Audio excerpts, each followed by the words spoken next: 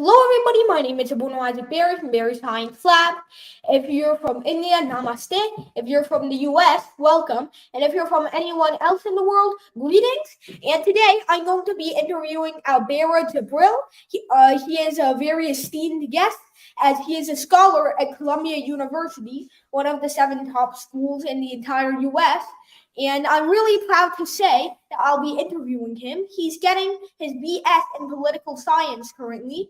So, first, I'm going to be asking him some personal questions about his life, and then we're going to be getting into a really hot topic lately in politics. Since the Supreme Court had just recently settled a ruling on affirmative action, we'll be talking a little about that later. So, finally, we'll end it with a math problem. So, first, Albaraa, can you introduce yourself to our audience? Yeah, hi everyone. My name is Albaraa Gebril, and I'm currently residing in the beautiful New Jersey, and will be attending Columbia this fall. And I've always had a passion for political science, philosophy, and psychology, and my eternal goal is to alleviate human suffering to the highest extent. And I believe that I can do that, and I can reach a massive audience through political science. So I'm very excited for our conversation today, and thank you so much for having me on. No problem. So, the first questions I'm going to ask you are probably the standard questions that you've been asked before, such as, what was your childhood like? Can you tell me something from there that inspired you? Yeah, so I grew up in a single-parent household with a single immigrant mother, and she eventually obtained her master's degree in psychology, and she has kind of set the foundation for my curiosity, and then I kind of took that and applied that to all sectors of my life, because I did grow up with ADHD and anxiety, and there has been a plethora of mental health issues in my family. So I kind of taken that upon myself to solve all of my issues holistically, and yeah, that's where my passion for psychology came from, and I would love to see how I can apply that to society. Wow, it's great that you've improved and your mother has inspired you that much. So I can relate to some of those problems that you've had, especially not being able to pay attention a lot of the time. That's why I don't get many things done. But that also might be the reason why I was a little late to this interview. But that's fine. We're not going to mention that any further. So, what was your experience like getting into Columbia, one of the best Ivy Leagues? I mean, it was a lot of hard work. I initially applied early action to Harvard, but I thought I would get in, right? Because I did do research there over the past 2 summers, and I do have a lot of connections there. But I mistakenly submitted the wrong essay on 2 hours of sleep, so that kind of derailed my admissions process. But I did get into Columbia, and I'm just trusting in God that he has something like better planned for me there. So I'm excited to attend Columbia this fall. Wow, that's great. It's a little unlucky that you submitted the wrong essay, but it's fine, and I'm sure you'll face even better things at Columbia than you would at Harvard. So, I really don't have many personal questions left to ask you. And anyway, I know you're an expert more on political science. So, I'm going to start asking you about our hot topic today, affirmative action. Now, if you don't know, a brief look on affirmative action. Can you tell our audience briefly what affirmative action really is? Yeah, so affirmative action contains the policies and procedures that are typically established to boost the representation of certain races, genders, or ethnicities who have been historically at a disadvantage.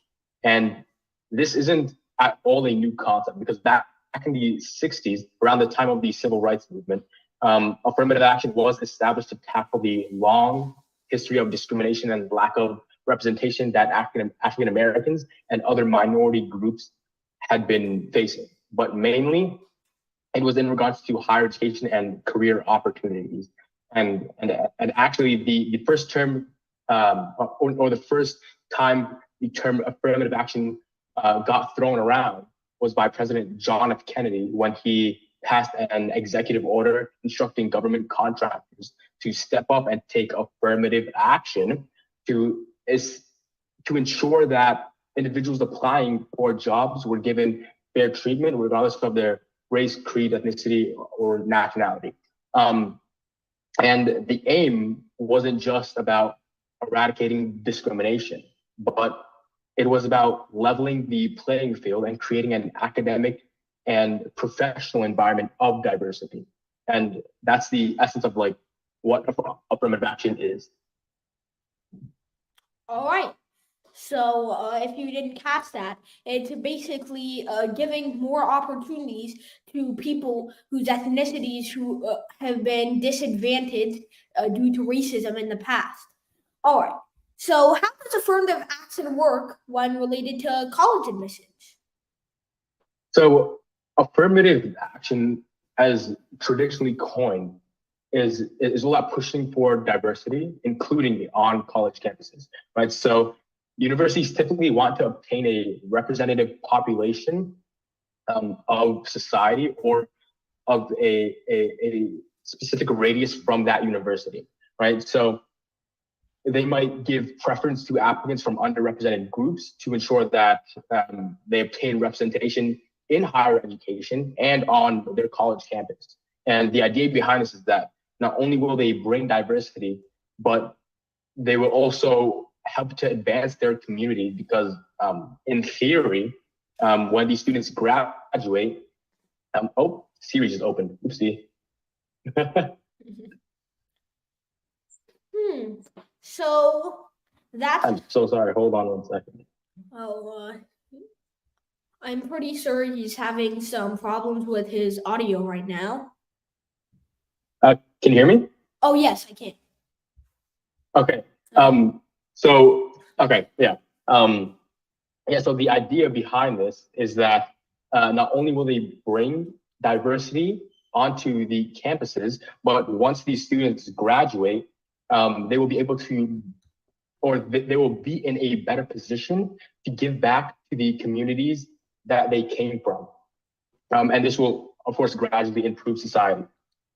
But now, since affirmative action has been overturned, admissions officers can no longer factor in race into their admissions process, right? So, but before the overturning of affirmative action, the implementation of it wasn't the same across all colleges, right? The methods differed based on the college's location and the political views that were on the campus itself. So colleges are,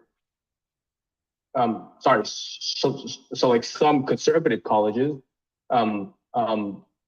might not have implemented affirmative action to its highest extent, while some progressive colleges, they took full advantage of it. But a key thing to remember is that this doesn't mean colleges were picking less qualified students over others just because of their race. And what people don't understand is that race or ethnicity was just one aspect considered alongside a plethora of factors like academic performance, leadership, personality, extracurriculars, the strength of one's essays, recommendation letters, et cetera, right? So it was a holistic review process that ensured every aspect of a student is considered, because when you're admitting someone, you're admitting them as a person, right? As a person who has lived experiences and not just as a number or a GPA or a grade, right? So with these unique experiences and perspectives, colleges hope to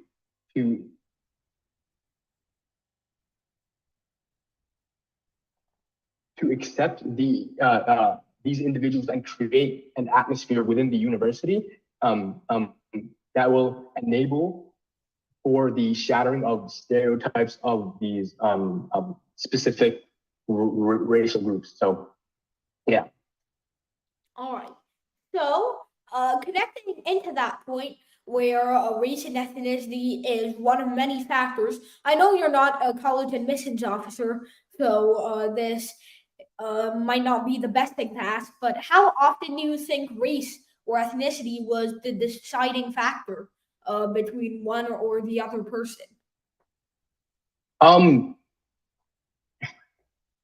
I mean, I would say if applicants were, so let's say you had two applicants, right? And their applications were roughly very similar, right? The number of APs were the same, SAT scores were similar, the extracurricular success was similar. Then they would go down the list, and then if race was one of the factors that separated the applicants, then those separation would stand out more, right? Because there was more overlap in the two applicants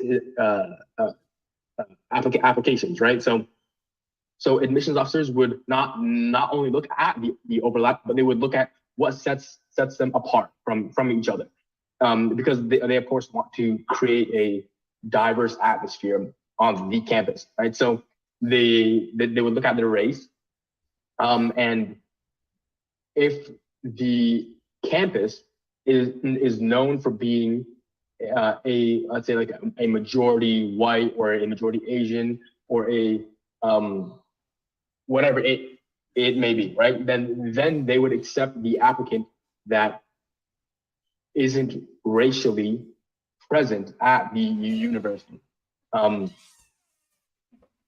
In terms of to what extent or what frequency this occurred at, I'm not exactly sure, but there has been the data is clear about this. There has been an increased number of minority students attending these top tier universities and obtaining job positions at higher levels, right? So that's clear. Wow, that's a great answer. That's probably the best answer I could give as well.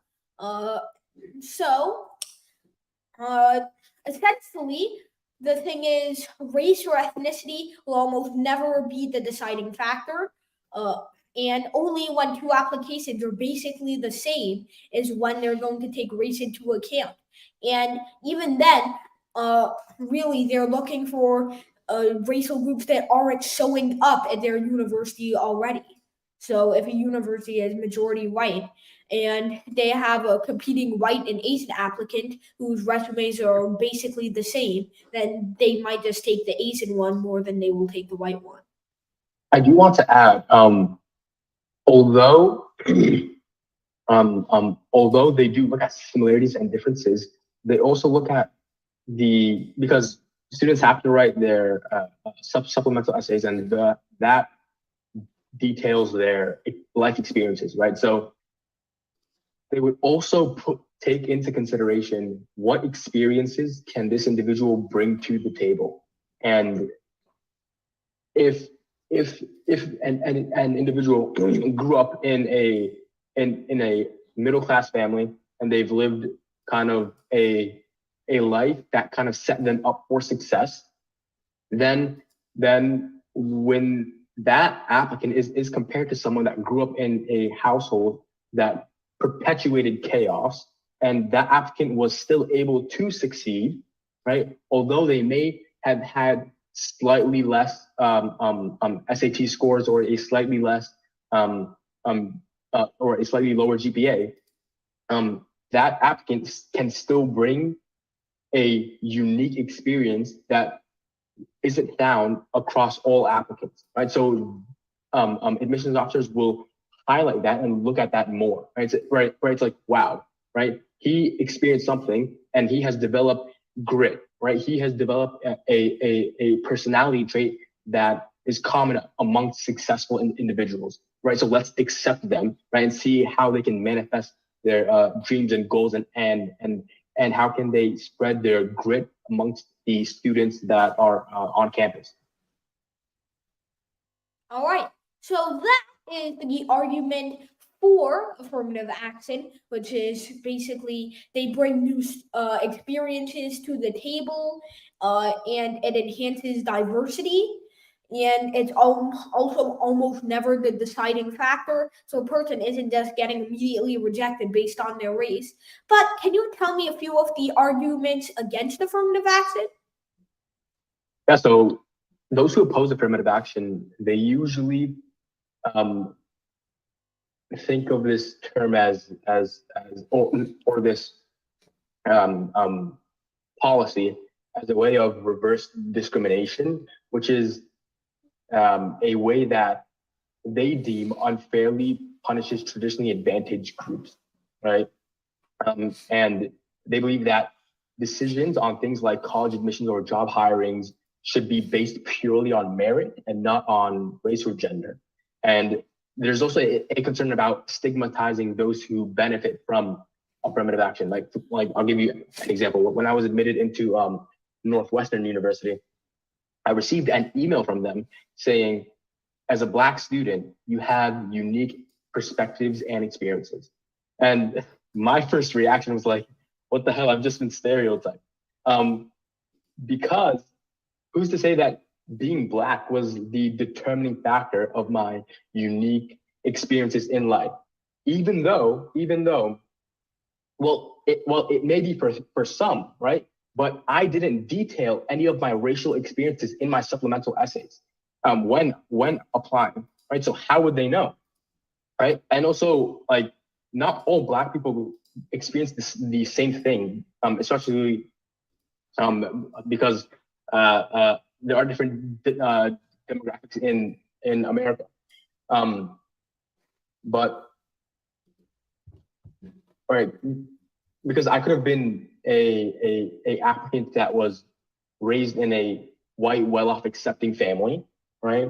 And applying to these colleges, I could have checked off the box that I was Black, and I would have still benefited from affirmative action.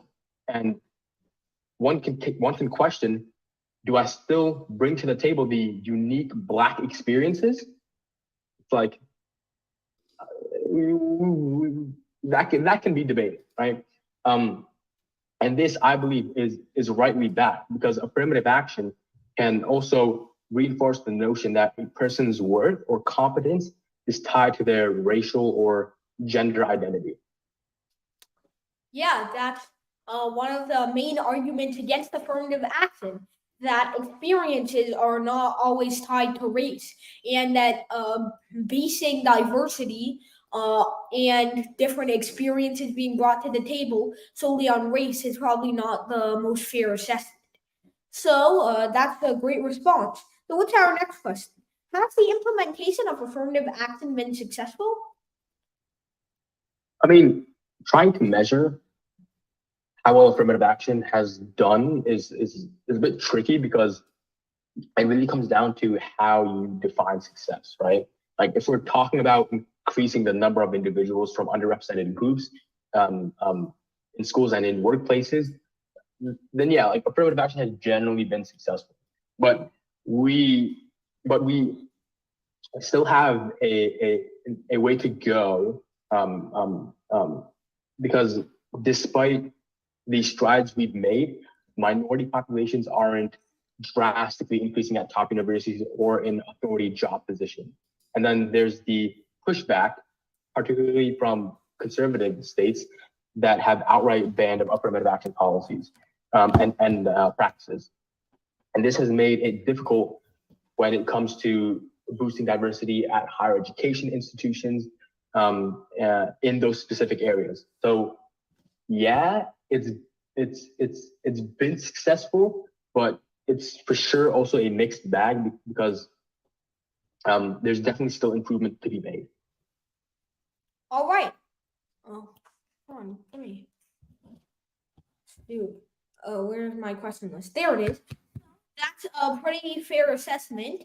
You can't always really define what success is, especially not for affirmative action, whose main goal is bringing more experiences to the table. It's not like you're going to interview every Harvard student on orientation day looking for how many experiences they've had, but it's been a mixed bag, as he says, and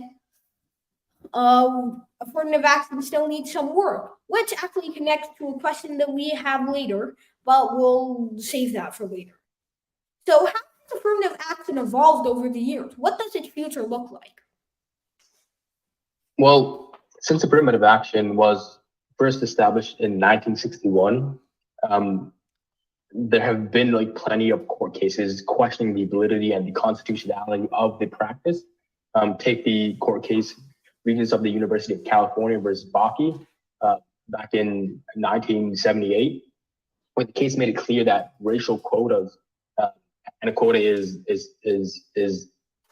a reserved number of spots like set aside for certain races, and that court case determined that doing that was unconstitutional, right? It's like you can't say, okay, I'm going to reserve 100 spots for Black applicants, 300 spots for Asians, 200 for whites, right? It's like you can't do that, right?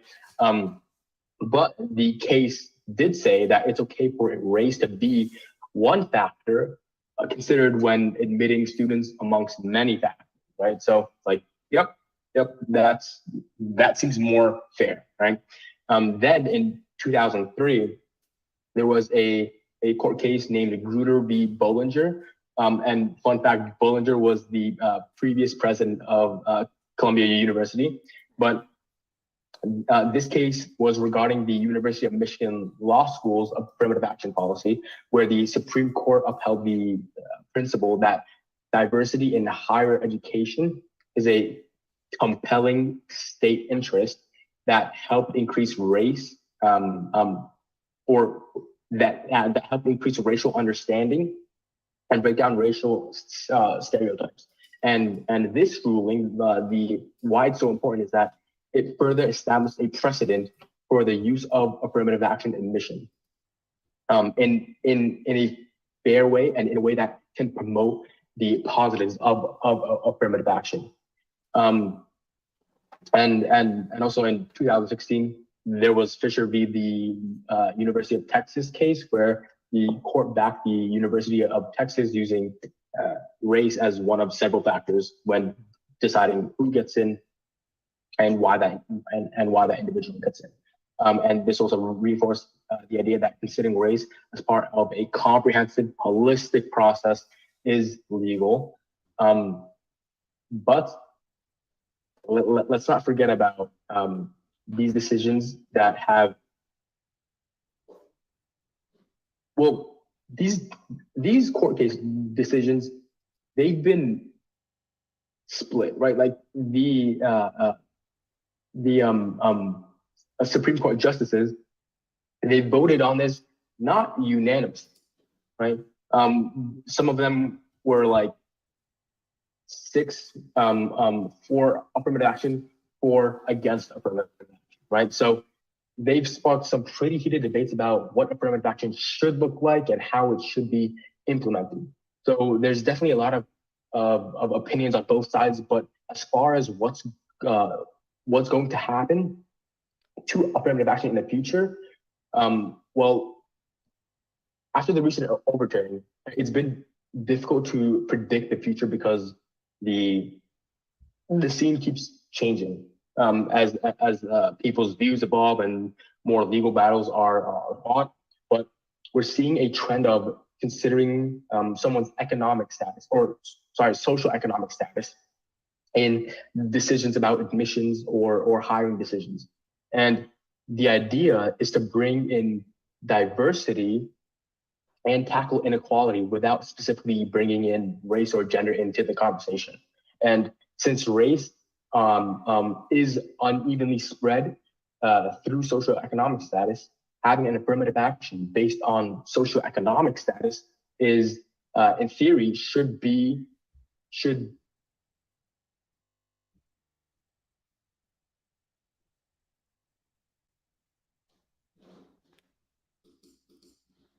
Okay, so it seems like some words are causing my voice activated um, um, um, like AI to like intervene, which is weird. But can you still hear me? Yeah, I can. I can. Hello? Yeah. Okay. That. Oh shoot. Oh yeah, I can. I forgot that I muted myself. Okay, okay, okay. I'll continue. And so where was it? Oh yes. So the implementation of an affirmative action that's based off of socioeconomic status, the idea is to bring in diversity and tackle inequality without specifically mentioning race or gender. And since uh, uh, races are unevenly spread through the socioeconomic status, then having an affirmative action based on one's socioeconomic status should also bring in racial and ethnic diversity. But I wouldn't be surprised in the future if minority applicants stopped applying, or the numbers of minority applicants applying to top tier colleges decreased, because what's going in their head is that, look, right, I once had a system that supported me, right? Now that system is gone, what are the actual chances of me getting into these colleges, right? So these colleges will have to find other ways and various methods to still ensure diversity on campus, not only racially, but also intellectual diversity, because that's also very important. And how we can bring in a mixture of individuals from a variety of life experiences that can cultivate an environment where enables flourishment to the highest extent, right? So, but also on the flip side, I think that minority applicants can increase, because they may think that this is their opportunity to apply to these schools and get in, and not have to worry about people shaming them how they were beneficiaries of an unfair system, or whatever hatred they might get. So it'll be like definitely interesting to see how this all unfolds and and like manifest itself in the future. Yeah, of course.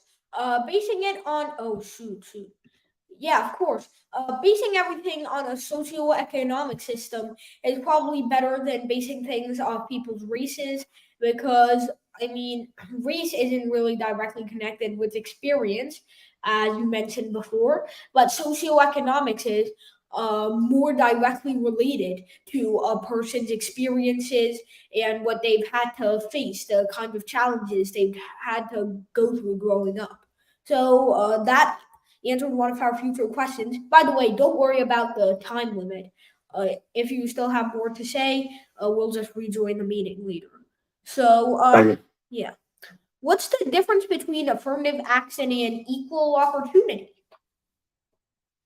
Great question. So, affirmative action and equal opportunity are definitely not the same thing.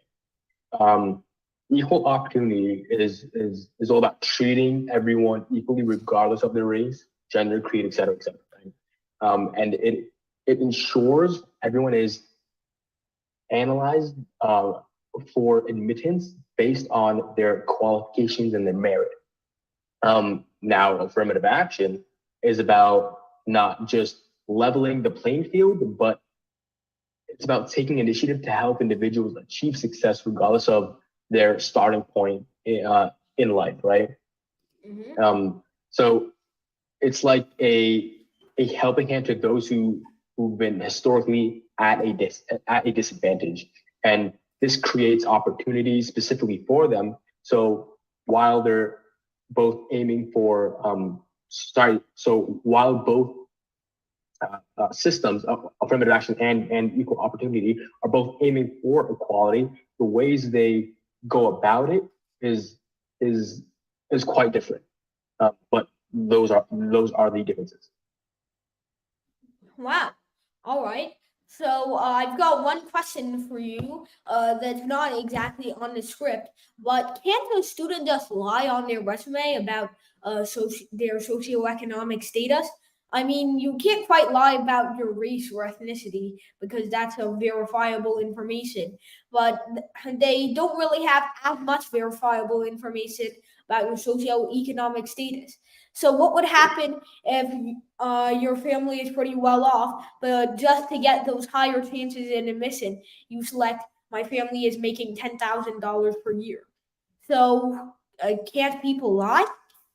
Um, no, because when applying to colleges, it's traditional for an applicant to submit and fill out this thing called the FAFSA, where their guardians will have to like submit their tax records and their income, and then that goes through an entire legal process, and then it'll everything will come out on the other end to the college to verify if you qualify for a certain aid, and it really details to the college your financial circumstances and how that college can best help you. So I don't think anyone will get around that, and if someone does lie on their FAFSA, then it's illegal. So let's hope no one does that.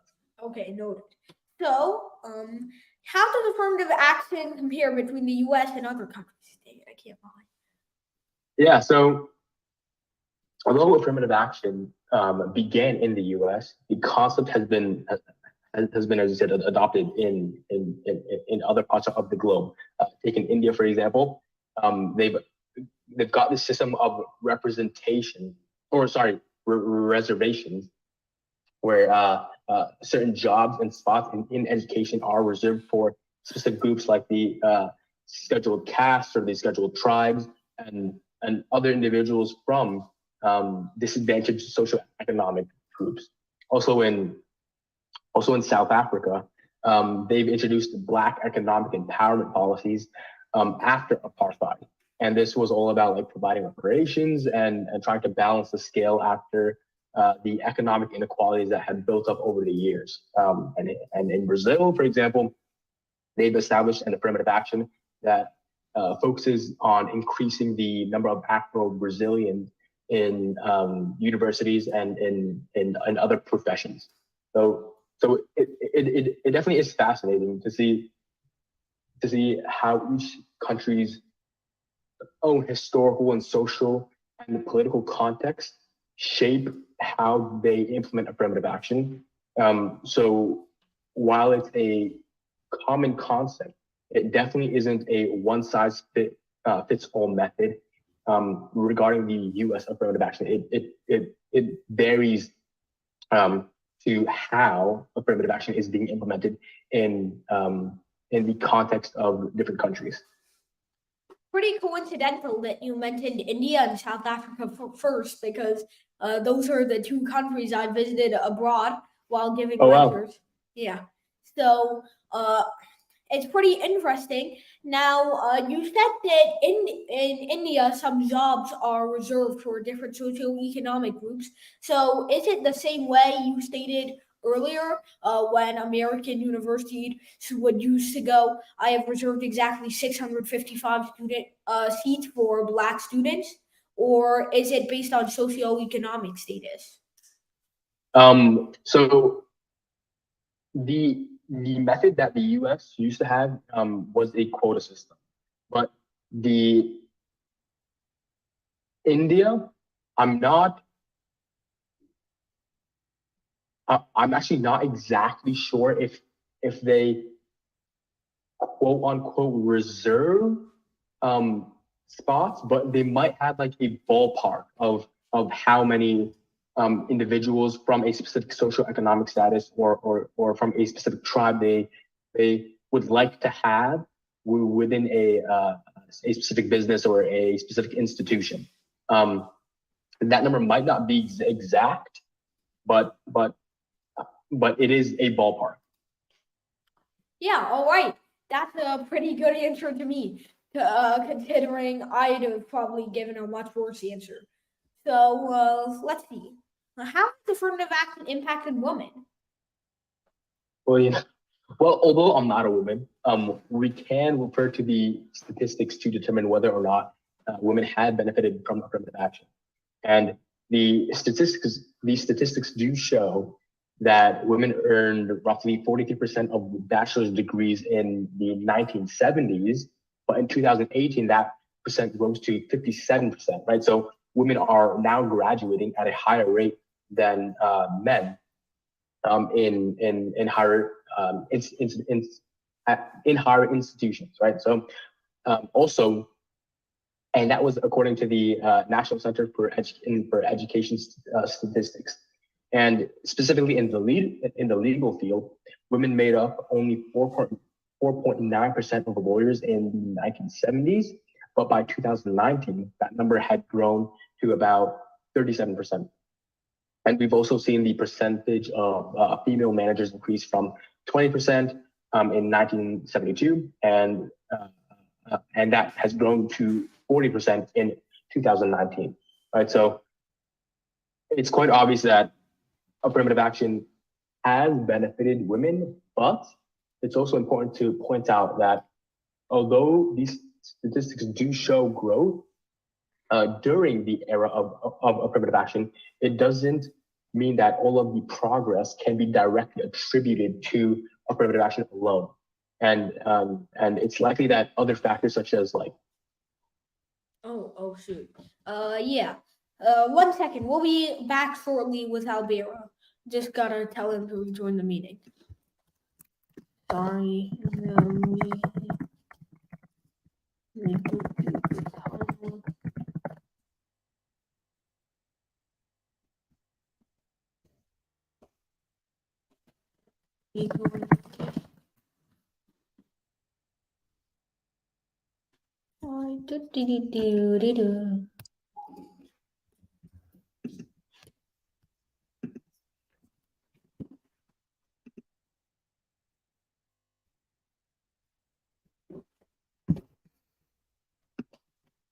hello? Yeah, I can hear you. Okay. 1 second. Yeah, everything's good now. Okay. Okay. All right. I'll just start from like. Okay. Okay. I think I know where we finish off. Are you ready to record? Yeah, we were talking about how affirmative action impacts women. Mm-hmm. Wait. Hold on. Let me just get some water. Some more water. Okay. Gotta stay hydrated.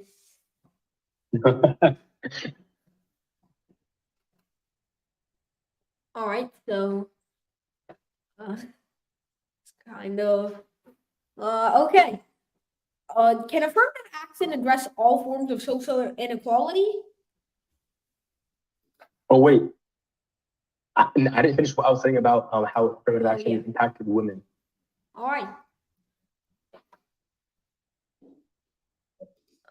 So. Yeah, you can continue. Okay. Yeah, if you want. Okay. So although the statistics show growth during the era of affirmative action, it doesn't mean that all of the progress can be directly attributed to affirmative action alone, right? Because other factors such as social norms, access to education, and increased legal rights have also contributed to these trends. But while there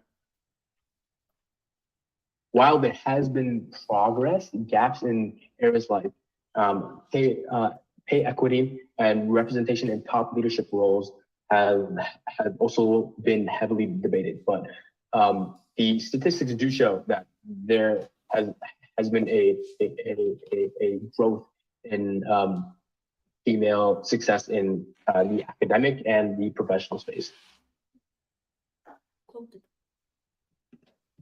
All right, so that's a pretty important thing to know too. Correlation doesn't always mean causation. So just because the rise in women leadership and management occurred during the era of affirmative action doesn't mean that affirmative action directly caused it. That's pretty important to know, and it's great to see that we're finally getting some gender equality in the role of management. All right, so 9. Can affirmative action address? Oh yeah, what? Oh no, sorry, I was just clearing my throat. No. All right. Can affirmative action address all forms of social inequality? I would say definitely not, because although affirmative action is a tool to help tackle some of social inequalities, it mainly focuses on race and really doesn't address like economic disparities and differences related to disabilities in society or like one age, for example, right? So even though it's been a great tool, affirmative action can't single-handedly mend the deep-rooted issues we've seen in our American society.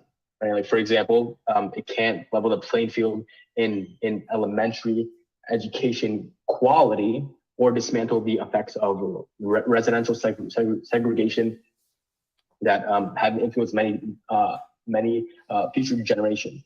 And it certainly can't eradicate biases in our criminal justice system. So to really chip away at these wide-ranging social inequalities, we need to think bigger and broader with a whole suite of different policies and reforms. Like one that I mentioned was the affirmative action based on one's social economic status, and I'll touch upon that hopefully in the future of this interview.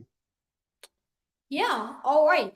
So I think that's pretty fair. There's no system that anyone can really come up with that can dismantle all forms of biases, because in the end, some sort of uh, racism or inequality will still be there. There's really no way to eliminate all of it. So I would ask 10, but you answered it a few minutes ago. So 11. What are the psychological impacts? Oh, wait, you answered that a little bit ago, but I'll still ask it. What are the psychological impacts of affirmative action on beneficiaries? Well, there is a mix of good and bad effects that do come from affirmative action. On the positive side, the beneficiaries of affirmative action often find that the doors are opening for them. They get access to resources and experience higher levels of hope and self-esteem. And this behavior change sets the foundation for individuals from less privileged backgrounds to aim for bigger and loftier goals, just such as getting multiple degrees and advocating for themselves when seeking job promotions. But on the other hand, particularly with what's being called the stereotype threat, it's where some beneficiaries of affirmative action worry that they might be reinforcing the negative stereotypes about their race or ethnicity through their performance in an academic or professional space. And there's also this term called imposter syndrome, where these individuals might start doubting their own abilities and feeling like they're a fraud or like they don't belong in the environment they're in. And both of these things can increase stress and potentially even bring down their performance. But to remedy these effects, I would say not to overthink it, and well, primarily because when you're in a new space, right, and this goes for everyone, all of you really have to adjust.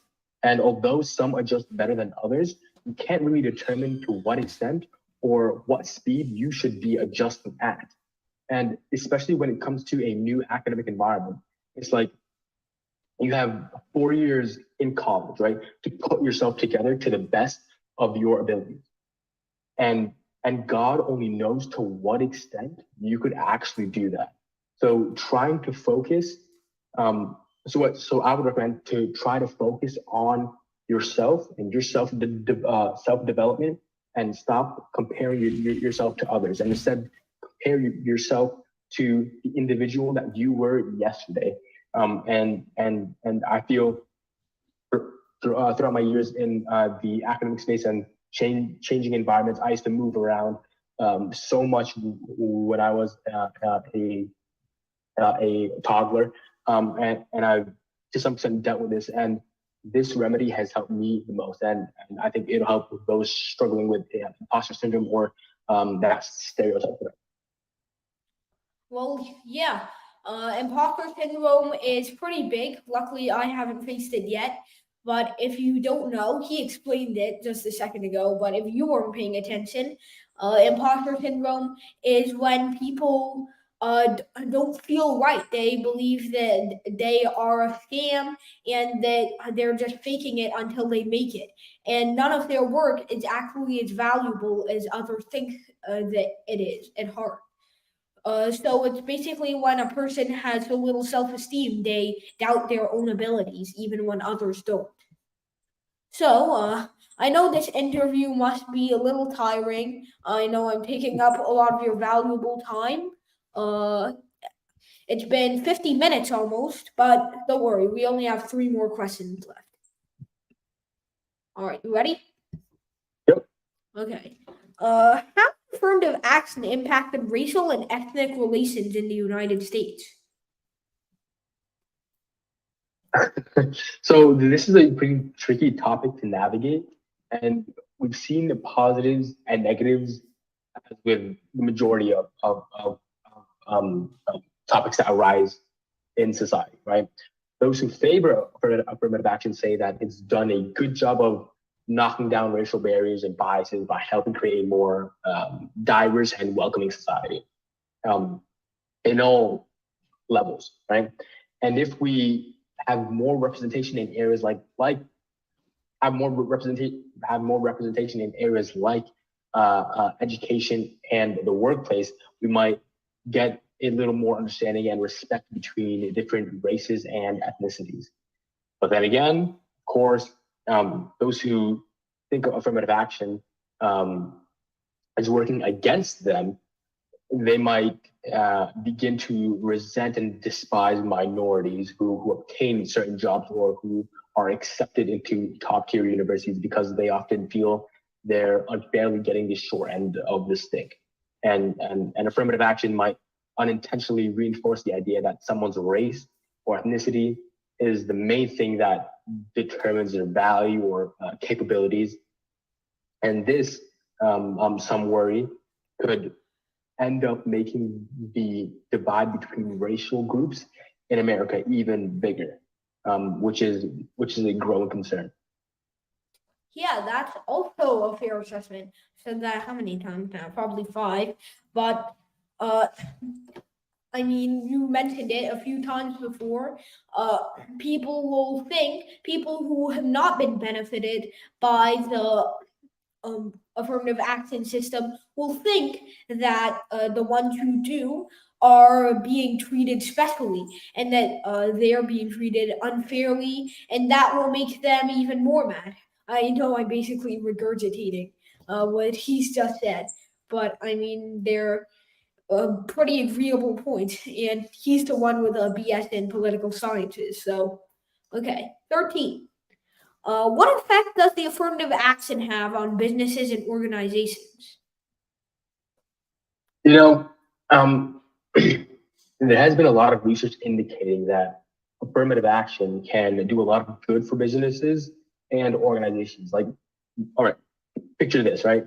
You've got more diversity, so there's this rich array of perspectives and life experiences floating around in your organization slash business, or like whatever it may be. But that mix can spark creativity, it can spark understanding, and can spark, or it can make decision making processes richer.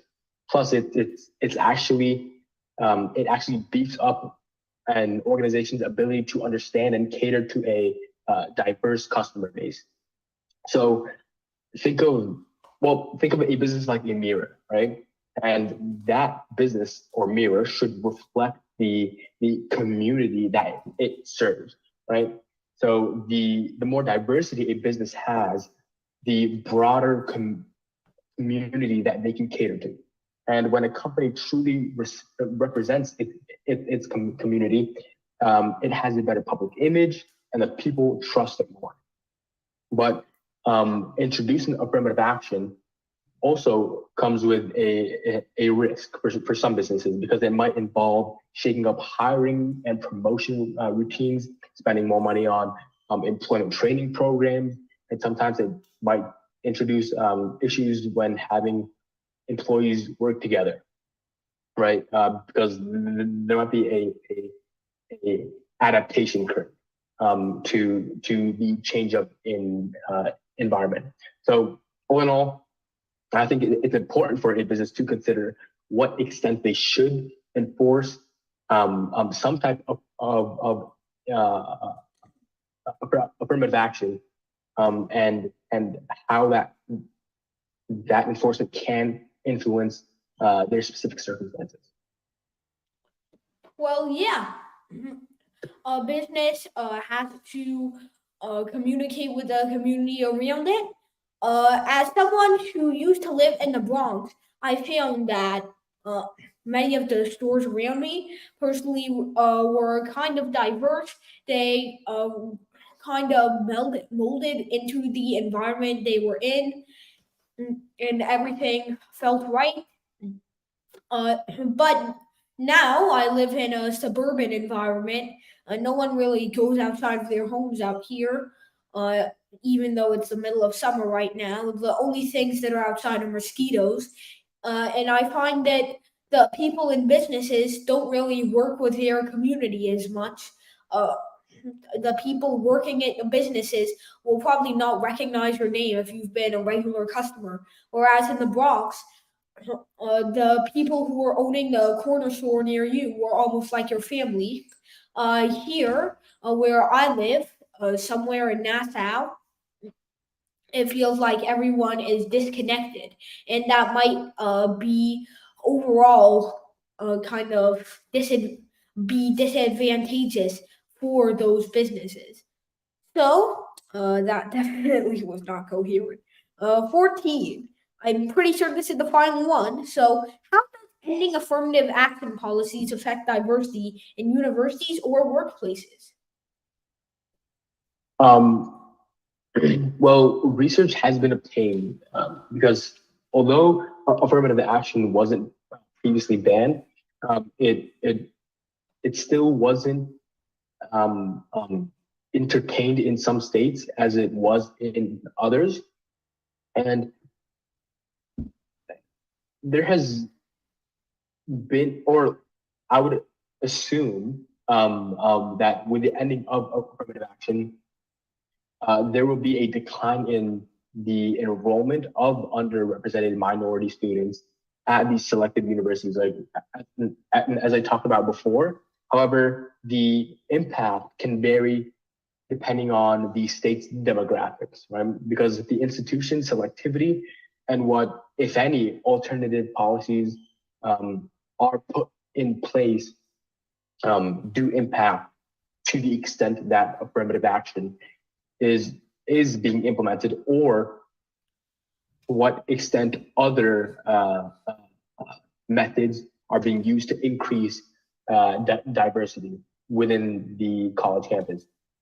And some universities have sought to maintain diversity by considering one socioeconomic status, as I mentioned, in their admissions decisions. However, research suggests that these alternative strategies have not fully compensated for the loss of race-conscious affirmative action, and that makes sense because it's not specifically focused on race, the socioeconomic affirmative action, right? It's focused on the experiences one gains from the class they reside in society, right? And that might not maximize the racial diversity on campus, although it'll still bring intellectual diversity.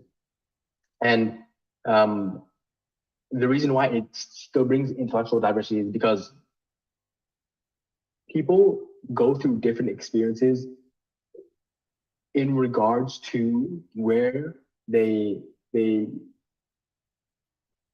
land on the socioeconomic hierarchy of in society, right? So when you and that in itself is a fair state, right? So you could apply that to college admissions, and then that'll foster an environment where you're accepting a group based on their socioeconomic status, and therefore bringing in more intellectual diversity, even though it might not be racial diversity.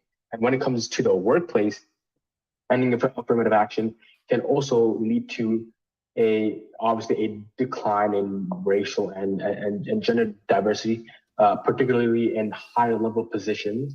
However, similar to universities, the impact can be mitigated by other diversity promoting policies and practices. But these are unlikely to fully replace the impact of affirmative action, although they are a replacement to the extent that they could replace the race-based affirmative action policy, but not to the efficiency as the prior race-based affirmative action policy.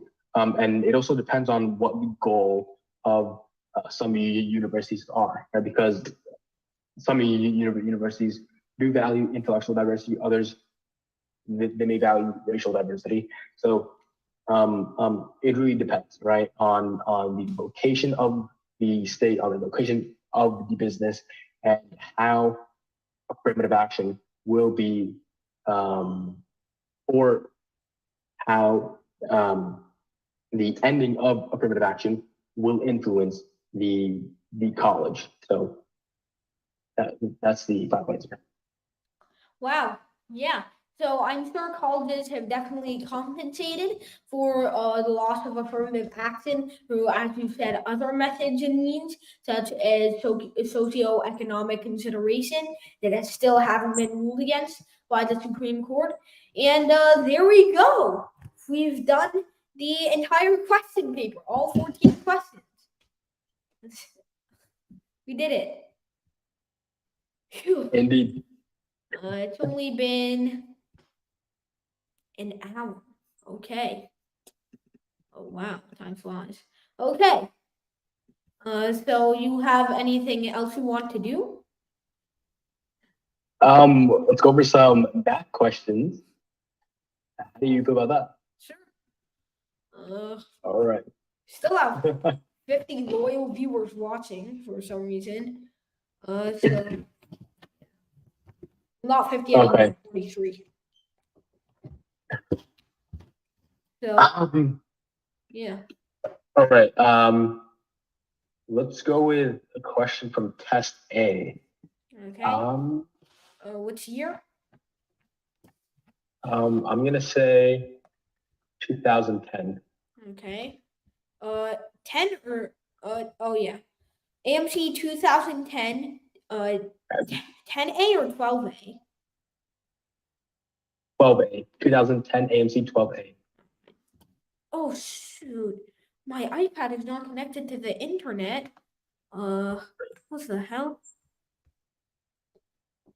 Oh no. Okay, looks like I'll have to view it on the phone instead. So let's see.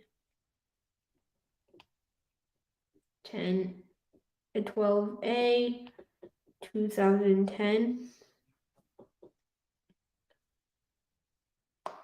So what's problem?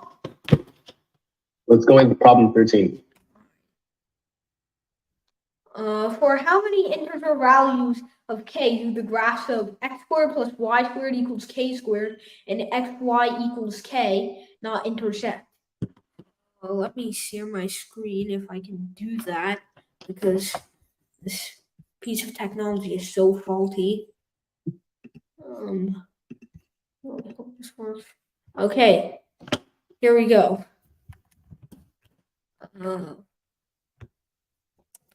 This is my school iPad if you haven't noticed. But wait, what is this symbol? Why does it say pH? Alright. I'm thinking about some other logo. Alright, so there we go. X squared plus y squared equals k squared. So that's a circle with radius k, and y equals k over x. That means x squared plus k squared over x squared equals k squared. So for how many integer values of k does this have 0 solutions? Well, okay, let's see. I guess we could say x squared equals k squared times 1 minus 1 over x squared. So x squared over k squared equals 1 minus 1 over x squared, which I could say is x squared minus 1 over x squared. So for how many values of x does this have no solutions? So how many integer values of k does this have no solution? Okay, y equals k over x, x squared plus y squared equals k. So let's say y squared equals k squared minus x squared, then y is root k squared minus x squared. If I'm not able to solve this within 5 minutes, I'm not going to waste any more of your time, of course. No, you're good. You're good. Okay. So k squared over x squared, which may or may not be the same thing that I might have gotten a few minutes ago. How many times do these not intersect? So, all right, so let's just solve for k really quick. So k squared is equal to x squared over 1 minus 1 over x squared. So k is equal to x over the square root of 1 minus 1 over x squared.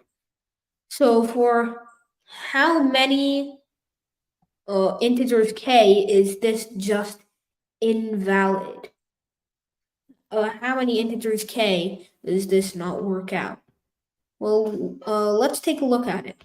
So k squared equals x squared over x squared minus 1 over x squared. So k squared equals x squared times x squared over x squared minus 1. So k is equal to x times x divided by the square root of x squared minus 1. There, okay. That's not so bad. So for how many integers k does this not work? How many integers k is there no value of x for which this works? Well, that means that if I graph this, there are some values that just never get in there. So if x is greater than, so x has to be greater than 1 here. So what are the values of k that can't be reached unless x is less than 1? Minus 1 equals x squared.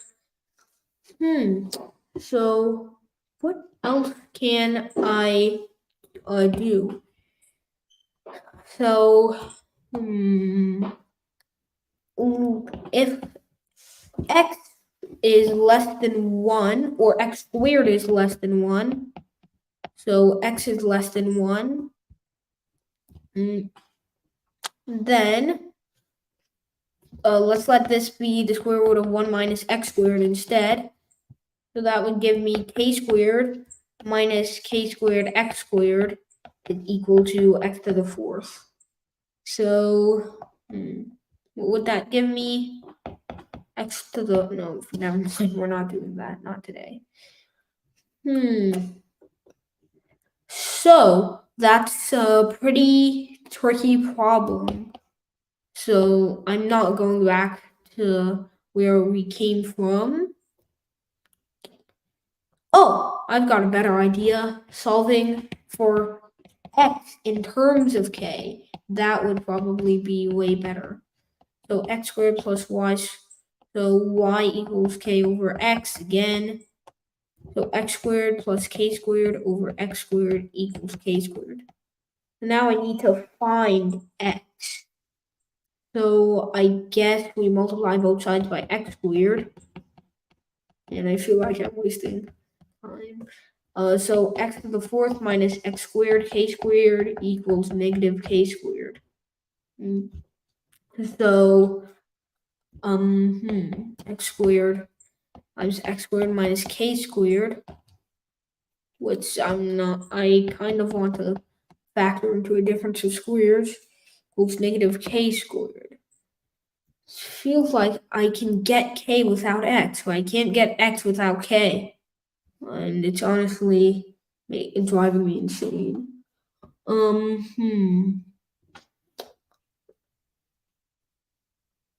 Okay. I guess I can try one last approach, and that's when this has absolutely no solution. One is x squared plus y squared, just never equal to x squared times y squared.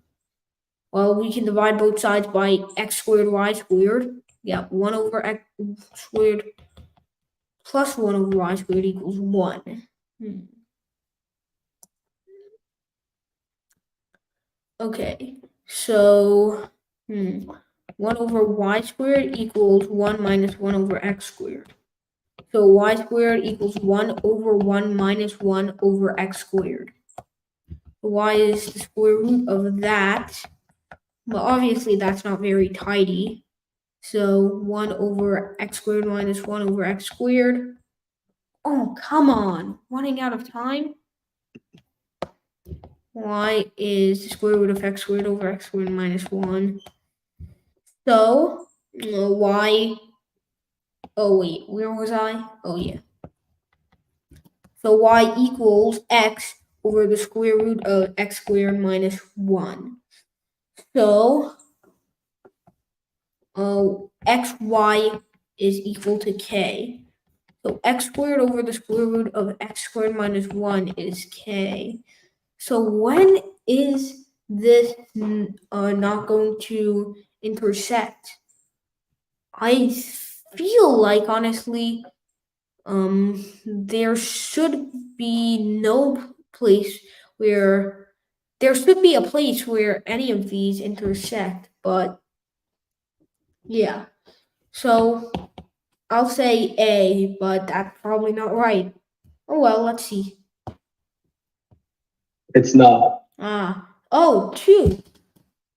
Oh, k equals 1 and k equals minus 1. They must be tangent in that scenario or something. Yeah. So you were on the right path when you did x squared plus y squared equals x squared times y squared. Oh, okay.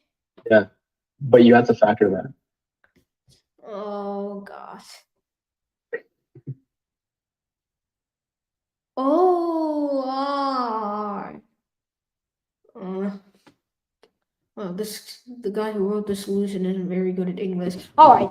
So thank you everybody for watching, and we'll see you in the next one. Bye.